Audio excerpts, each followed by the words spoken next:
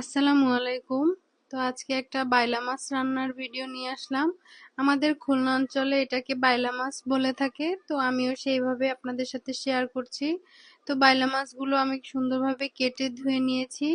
এক পর্যায়ে ভাজার জন্য এখানে সামান্য পরিমাণ লবণ, হলুদের গুঁড়া, মরিচের গুঁড়া দিয়ে মেখে নিয়েছি এবং তেল গরম হওয়ার এ পর্যায়ে আমি মাছগুলোকে সুন্দরভাবে তেলের পরে ভেজে নিয়েছি। তেলের ভাজার এক পর্যায়ে তুলে নিয়েছি এবং মশলা কষানোর জন্য চুলায় বসিয়ে দিয়েছি। মশলার ভেতরে দিয়েছি পেঁয়াজ কুচি, রসুন বাটা, জিরা বাটা, লবণ, হলুদের গুঁড়া, মরিচের গুঁড়া।